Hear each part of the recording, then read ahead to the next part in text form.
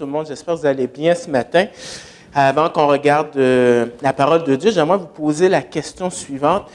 Est-ce que vous savez qu'est-ce qu'il y a de spécial demain? Bien sûr, les élections. Alors, je ne sais pas si vous avez suivi la campagne, mais moi, j'ai remarqué quelques mots-clés qui revenaient souvent. Des mots tels que économie, intégrité, justice sociale, santé. Qu'est-ce qui est intéressant, c'est que chacun des partis promet d'offrir cela aux citoyens. Mais vous savez aussi bien que moi, c'est plus facile à dire qu'à faire. Et pourtant, pensez-y 2 secondes, si une nation, un gouvernement, un pays, quel qu'il soit, ici ou ailleurs, livrait la marchandise, quel serait l'impact pour les gens alentours? Eh bien, c'est ce qu'on a dans le texte de ce matin. Je vous invite à tourner vos Bibles dans le livre de 1 Roi 10, les versets 1 à 13. 1 Roi 10, le verset 1 à 13. Je ne lirai pas d'un seul trait, je vais lire par section, puis je commenterai à chaque fois. 1 Roi 10, les 13 premiers versets. Et juste avant, je vais prier. Père éternel, merci parce que tu es un Dieu qui veut être en relation avec nous. Et tu veux nous parler à travers ta parole. Donne-nous des oreilles de disciples, permets qu'on puisse entendre ta parole, qu'on puisse la méditer et que par ton Saint-Esprit, que cela puisse porter des fruits dans nos vies. C'est vraiment dans le nom de ton Fils Jésus qu'on te demande ces choses-là. Amen. Alors, le texte de ce matin parle d'un roi dont la renommée et la sagesse ressortent du texte. D'ailleurs, c'est pour ça que j'ai décidé d'intituler le message de ce matin « La sagesse et la renommée du roi ». Et j'aimerais voir avec vous 3 points qui tournent alentour de ce thème-là. Le premier point, c'est du verset 1 au verset 3. On va parler de la sagesse et de la renommée du roi qui est établie.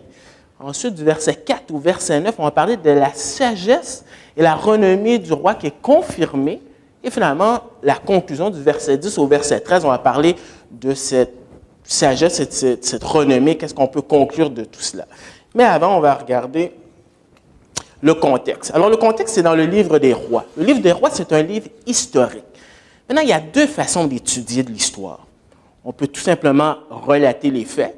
En 1910, il s'est passé quelque chose, point à la ligne, ou on peut étudier l'histoire en essayant de donner une interprétation des événements, selon notre point de vue, selon les circonstances.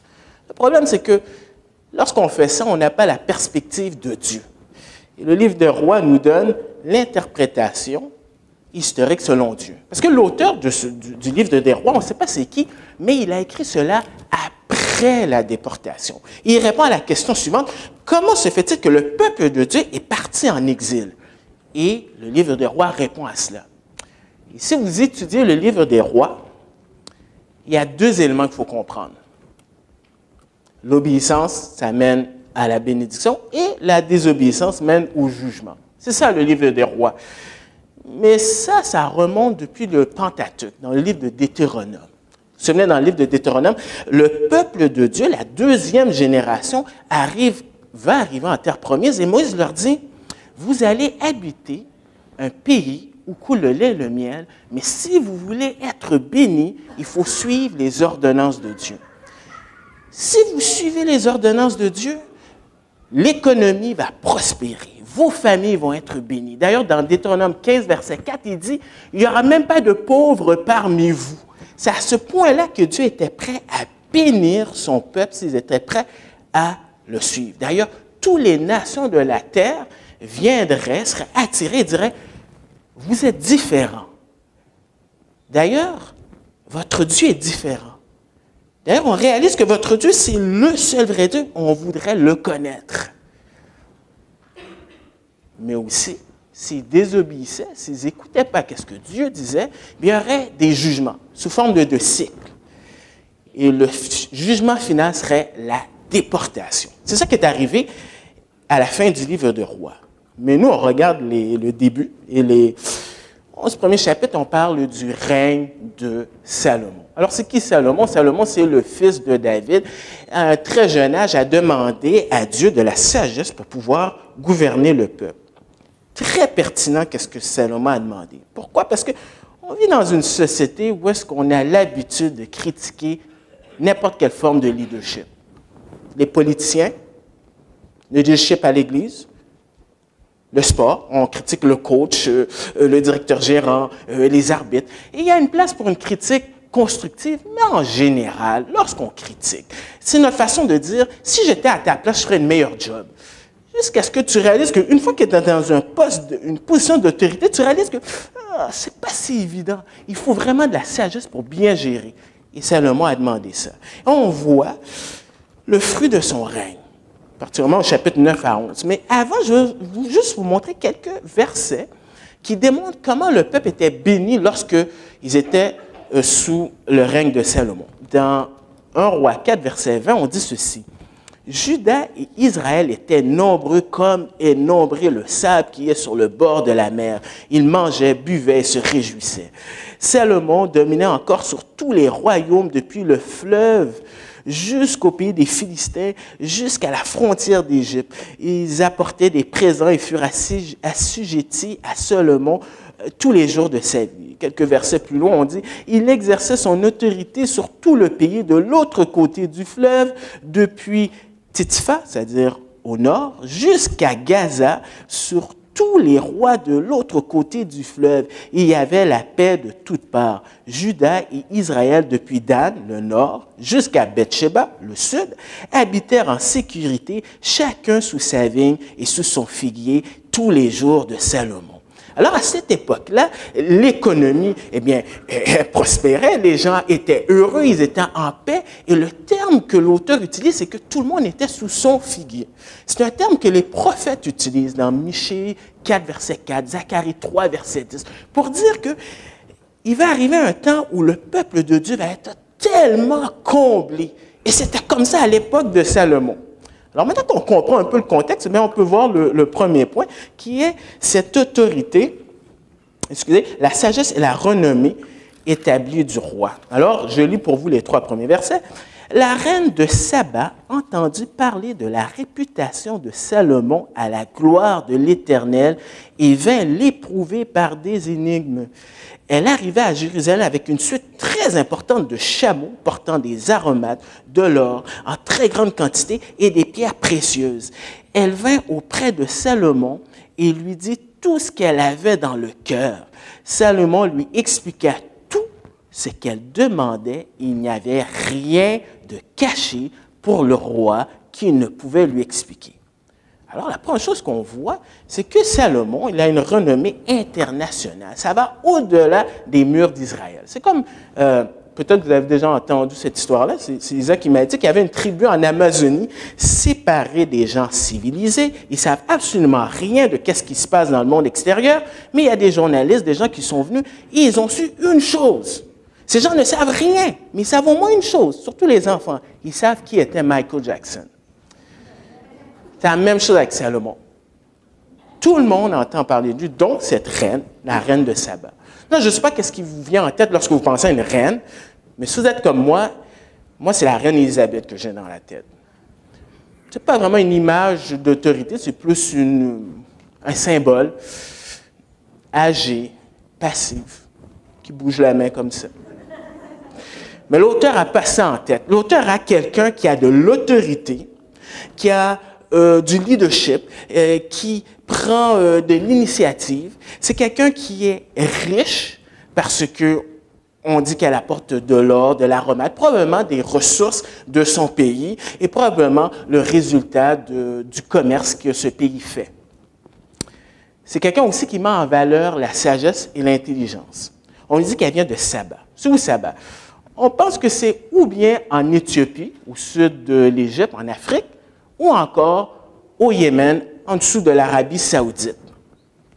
D'ailleurs, Jésus va dire dans Matthieu 12, verset 42, que la reine du Midi, c'est-à-dire au sud du peuple d'Israël, vient des extrémités de la terre. Alors, on voit qu'il était connu non seulement de cette reine, mais mais aussi de tous les autres rois de la terre, tous les représentants, parce que quand tu venais voir le roi, vraiment, tu étais quelqu'un avec un certain prestige. On nous dit, tout le monde cherchait à rencontrer Salomon pour entendre la sagesse que Dieu avait mise dans son cœur. Donc, Salomon est connu mondialement. Mais comment se fait-il? Il n'y a pas Twitter, il n'y a pas Facebook, il n'y a pas Internet. Sauf que Israël, dans sa sagesse, Dieu a placé Israël à la jonction de 3 continents, l'Europe, l'Afrique, l'Asie. En plus de ça, il y a des routes qu'on appelait des routes internationales, qui faisaient en sorte que si tu voulais faire de l'exportation et de l'importation, ben, tu devais passer par Israël. Et en plus de ça, qui a le monopole? C'est Salomon. On a lu. Toutes les autres tribus sont assujetties. Donc, il a le contrôle de tout le chemin, les différentes jonctions pour aller dans différents continents. Donc, si tu veux faire du commerce, eh bien, il faut que tu passes par Israël. Je vous donne un exemple. Dans 1 Roi 9, verset 16, on dit « Le Pharaon, roi d'Égypte, était monté pour s'emparer de Gézer, l'avait incendié, avait tué les Cananéens qui habitaient dans la ville, puis l'avait donné pour dot à sa fille, femme de Salomon. » Donc, Salomon à Gézer. Gézer, c'est un endroit, si tu voulais te rendre de l'Égypte jusqu'en Turquie, tu devais passer par Gézer. Et qui a Gézer? Salomon. Donc, sous les voies terrestres, Salomon a le monopole. Mais pas juste ça, sur la mer aussi, parce qu'au chapitre 9, verset 26, on dit « Le roi Salomon construisit des navires à Étsion-Guéber, près d'Élat, sur les bords de la mer des Jonques, dans le pays d'Édom. Hiriam envoya sur ses navires auprès de ses serviteurs de Salomon, ses propres serviteurs, des matelots connaissant la mer. Ils allèrent à Ophir et ils prirent de l'or, 420 talents, ou selon certaines versions, 13 tonnes, qu'ils apportèrent au roi Salomon. Donc, Salomon, non seulement ça, est en alliance avec les Phéniciens, et les Phéniciens, ce sont les experts sur la mer. D'ailleurs, au verset 22 du chapitre 10, on dit que lorsqu'ils voyageaient, ça pouvait prendre jusqu'à 3 ans. 3 ans, quand tu es un expert, on ne sait pas où est-ce qu'ils sont allés, mais probablement c'était loin. Donc, Salomon est connu tout partout. Et pourtant, malgré sa sagesse internationale, la reine va le mettre à l'épreuve. Mais avant ça, c'est vrai que Salomon est connu. Mais le texte au verset 1 nous dit que la réputation de Salomon, eh bien, c'est à la gloire de l'Éternel, pour le nom de Dieu. L'auteur nous rappelle qu'en dépit de la sagesse de Salomon, en dépit de ses richesses, en dépit de sa renommée, le véritable héros, c'est qui dans cette histoire? C'est Dieu. Et lorsque tu lis des textes narratifs, c'est facile d'oublier Dieu. Même si Dieu est en arrière-plan, c'est lui. Parce que c'est lui qui a donné ses dons pour la gloire de Dieu. Alors, chacun d'entre nous, que tu aies le don d'enseignement, le don pour chanter, pour jouer de la musique, pour encourager, tous tes dons doivent être braqués sur Dieu. Parce que notre but dans la vie, tu sais, il y a, dans certains milieux chrétiens, on met beaucoup l'emphase sur quelle est ta destinée, le but dans ta vie. Mais le but dans ta vie comme chrétien, c'est de glorifier Dieu. Paul va dire, dans tout ce qu'on fait, on glorifie Dieu. Et cette reine-là, elle veut le mettre à l'épreuve par des questions difficiles. On nous dit, elle vient pour l'éprouver, c'est-à-dire le tester, vérifier sa véritable nature par des énigmes. Alors quand on parle d'énigmes, on parle de quelque chose plus difficile que quelle est la couleur du cheval blanc de Napoléon? Et si vous êtes en train de réfléchir et vous ne m'écoutez pas, je vais vous donner tout de suite la réponse. La couleur du cheval blanc de Napoléon, c'est blanc. Alors, vous n'avez plus d'excuses, vous pouvez me suivre maintenant. Non, mais sérieusement, là, si elle pose des questions difficiles, c'est parce qu'on apprend quelque chose de cette femme. On apprend que cette femme-là, elle n'est pas stupide. Parce que tu ne vas pas tester l'homme le plus sage de la terre si, moindrement, si tu n'es pas aussi intelligente aussi. Et elle lui pose des questions. Elle va auprès de Salomon et lui dit tout ce qu'elle avait dans le cœur. Tout. Est-ce que ça a pris une semaine, des mois? On ne sait pas. Est-ce que ces questions étaient d'ordre d'éthique, religieuse? On ne sait pas. Peut-être aussi que, comme Salomon domine tout le monde par rapport au transport, au commerce. Peut-être qu'elle veut rentrer dans une alliance avec lui, elle veut essayer de rentrer en affaires avec lui, elle veut tester à quel genre d'individu que j'ai à faire face si je veux rentrer dans une alliance avec lui. Qu'importe, Salomon a répondu à toutes les questions. Salomon lui expliqua tout ce qu'elle demandait. Donc, on voit la grâce de Salomon de répondre aux questions de cette femme. Il n'était pas obligé, il répond à toutes ces questions.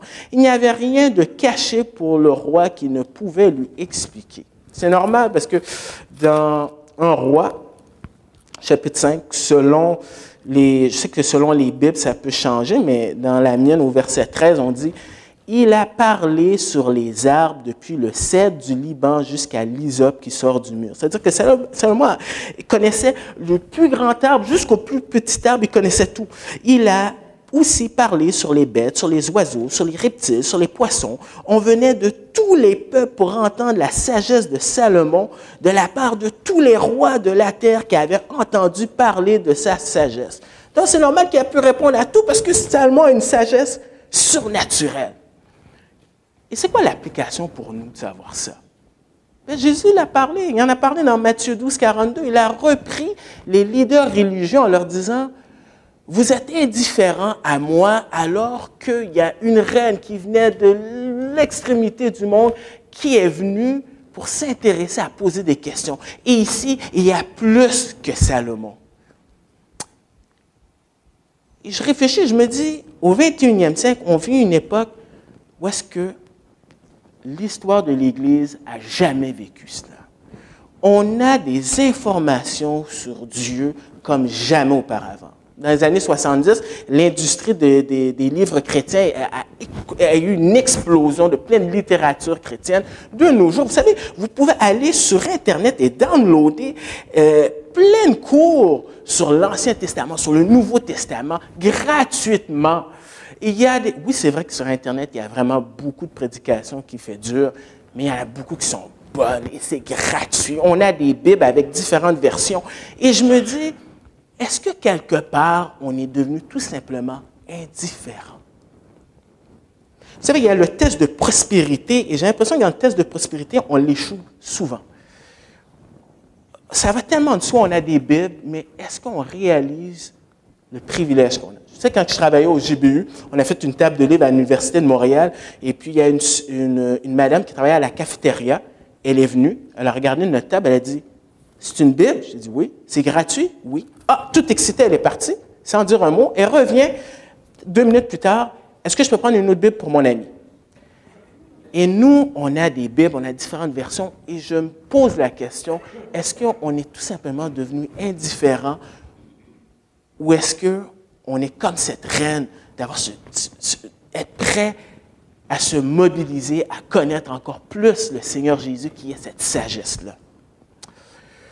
Quoi qu'il en soit, après avoir questionné Salomon, cette femme-là, elle peut vraiment dire, elle peut confirmer cette sagesse-là. Du verset 4 à 9, on dit, « La reine de Saba vit toute la sagesse de Salomon, la maison qu'il avait bâtie, les mets de sa table, l'habitation de ses serviteurs, les fonctions et les vêtements de ceux qui étaient à son service, ses échansons et les holocaustes qu'il offrait dans la maison de l'Éternel. Elle en perdit le souffle et dit au roi, « C'était donc vrai ce que j'ai appris dans mon pays au sujet de tes paroles et de ta sagesse. Je ne croyais pas à ces paroles avant d'être venu et d'avoir vu de mes yeux. Et voici qu'on ne m'en a annoncé, qu'on ne m'en a pas annoncé la moitié. Tu as plus de sagesse et de prospérité que ta réputation ne me l'avait laissé entendre. Heureux tes gens, heureux tes serviteurs qui se tiennent continuellement devant toi et qui entendent ta sagesse.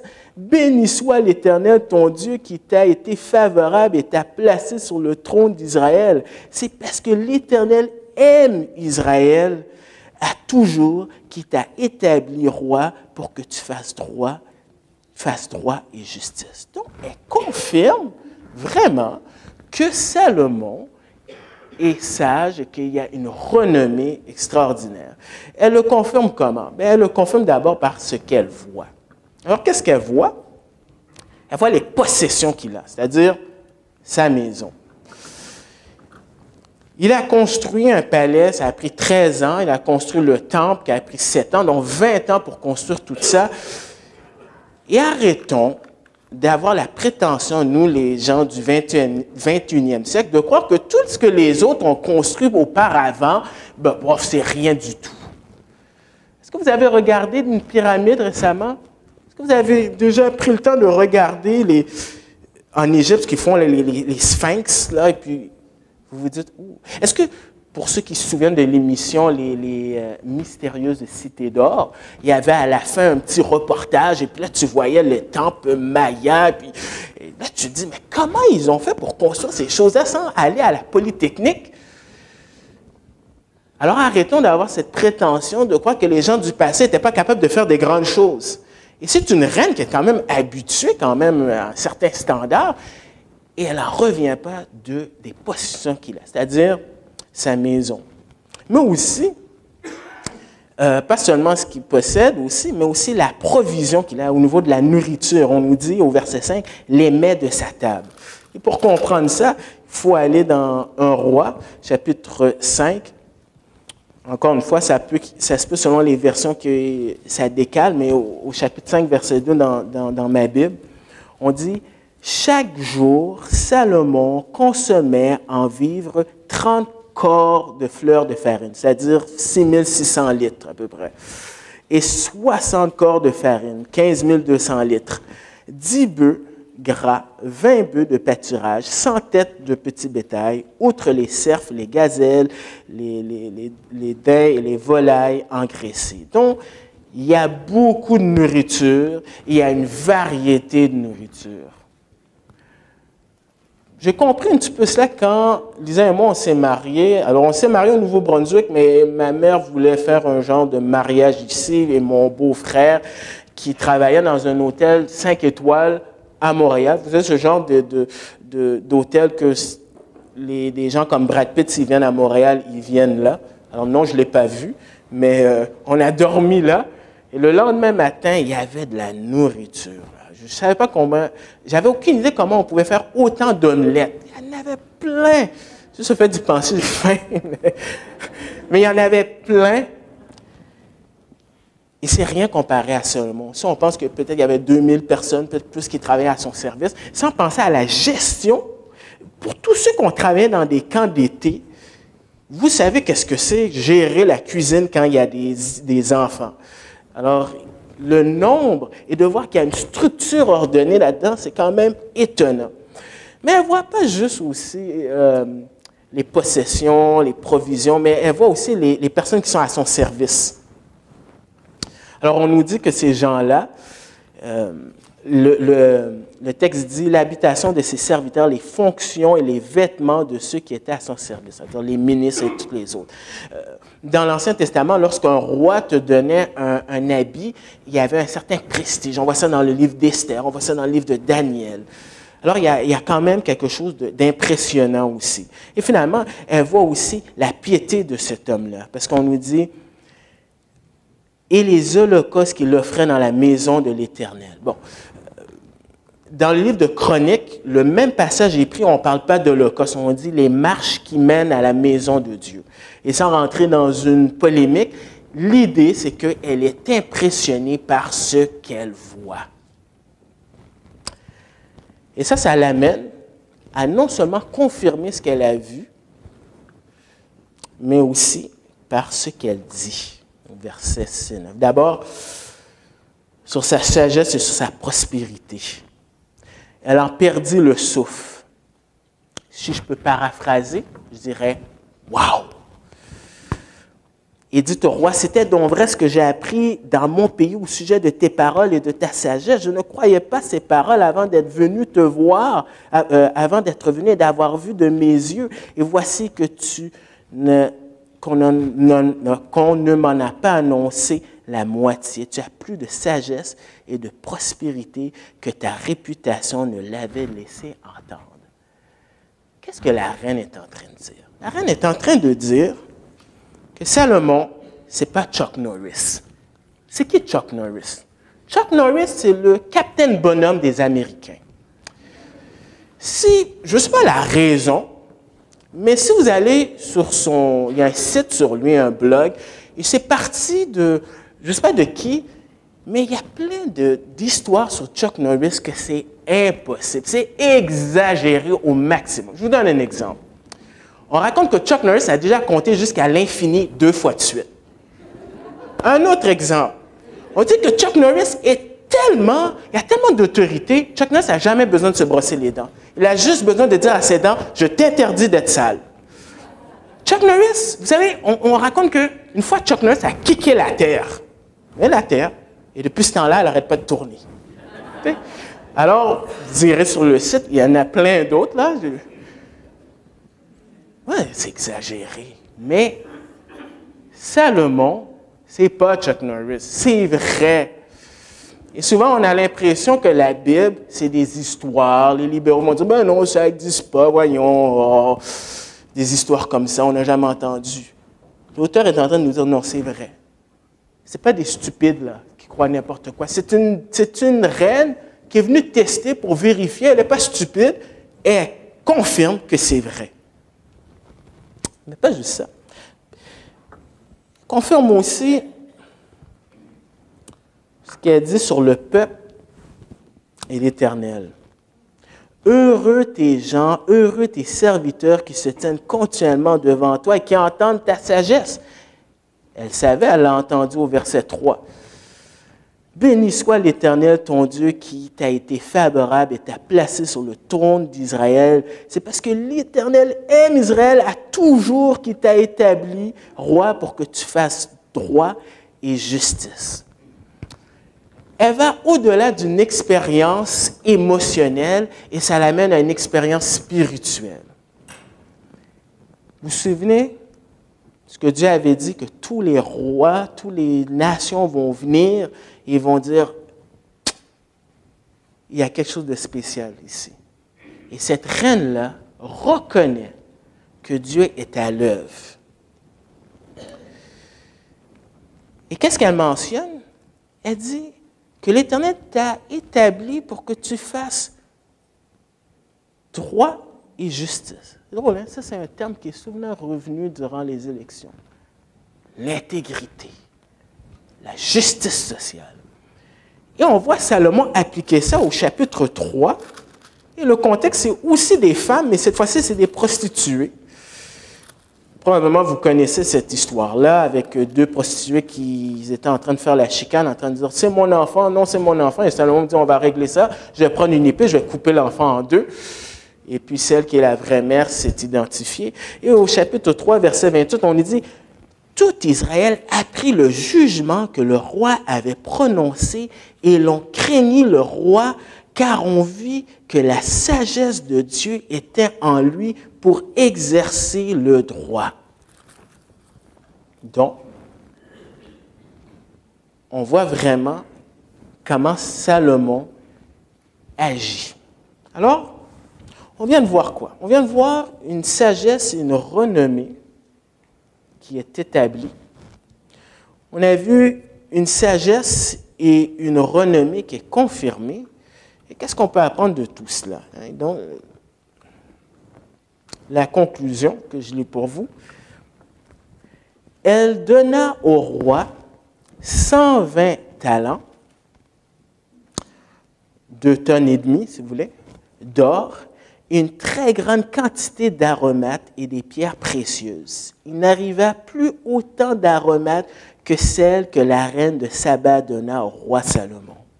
Les navires de Hiram qui apportèrent de l'or d'Ophir amenèrent aussi d'Ophir une grande quantité de bois, de santal et des pierres précieuses. Le roi fit avec le bois de santal une balustrade pour la maison de l'Éternel et pour la maison du roi, afin que des harpes et des luttes pour les chantres. Il n'arriva plus pareil bois de santal et l'on n'en a plus vu jusqu'à aujourd'hui.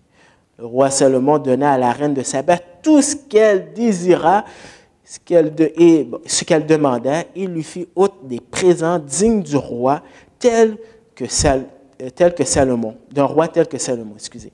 Puis elle s'en retourna pour aller dans son pays, elle et ses serviteurs. Alors, qu'est-ce qu'on conclut de tout ça avec cette sagesse et cette renommée? Bien, Dieu a béni le roi et la nation. Jamais une nation a été bénie comme ça.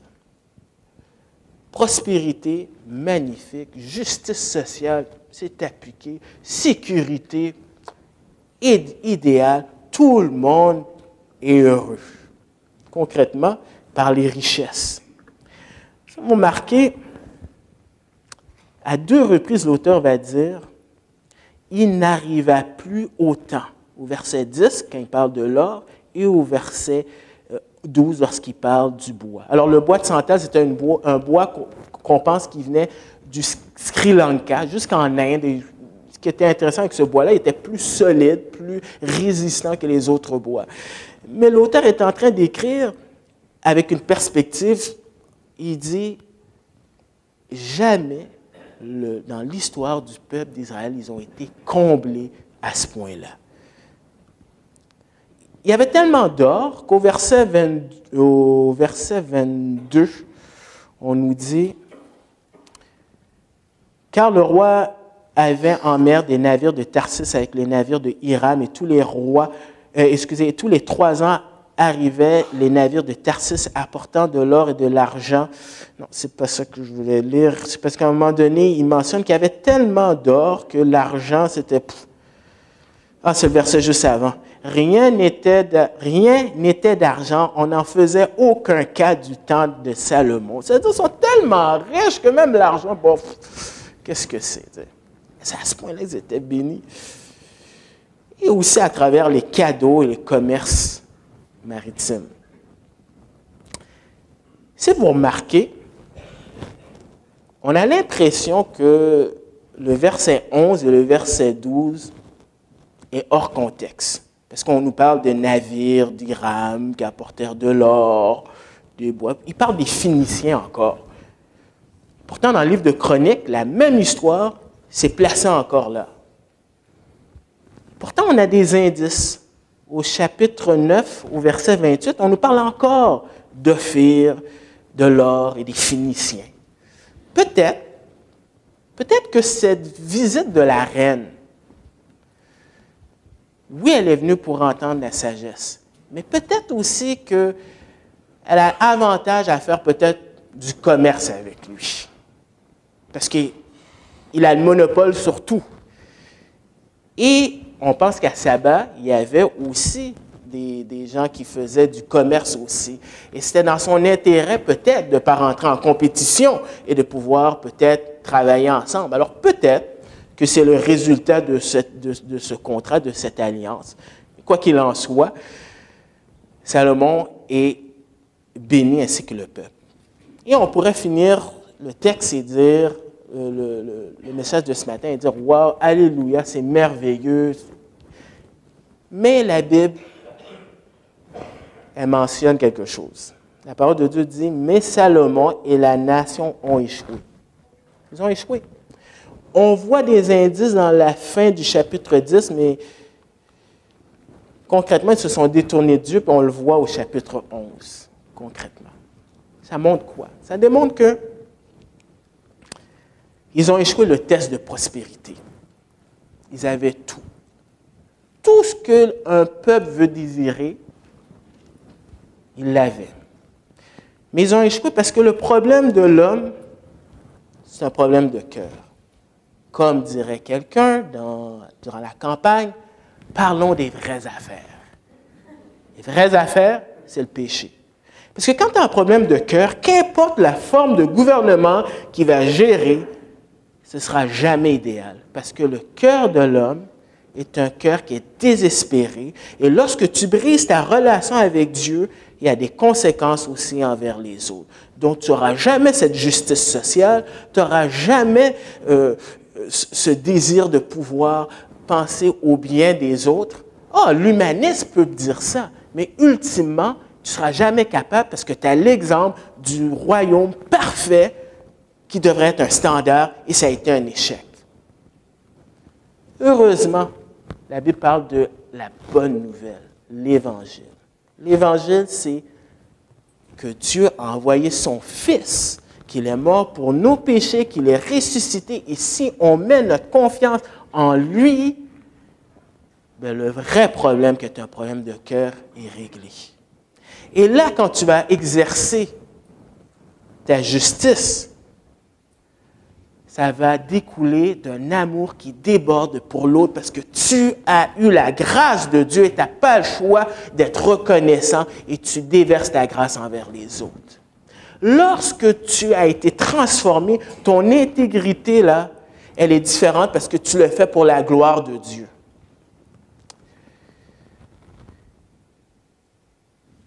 Dieu a envoyé Jésus qui est un autre fils de David. Petit-fils de David, qui, lui, est la sagesse parfaite. Il ne va pas juste régner, il ne règne pas juste dans notre cœur. La Bible dit que Jésus va revenir. Il y a des textes comme Salomon, d'ailleurs, qui a écrit un psaume, le psaume 72, et Ésaïe 60, qui parlent justement des nations qui viennent pour adorer ce roi. Et le Seigneur va revenir. Et quand il va revenir, là, tu vas l'avoir. Ta justice sociale, parce que c'est une justice qui est basée sur l'équité. Lorsqu'il va revenir, là, tu vas l'avoir vraiment ton économie. Pourquoi? Parce que Dieu va être notre trésor. Là, tu vas l'avoir, ton problème de santé, là, il va être réglé parce qu'il n'y aura plus de pleurs ni de maladies.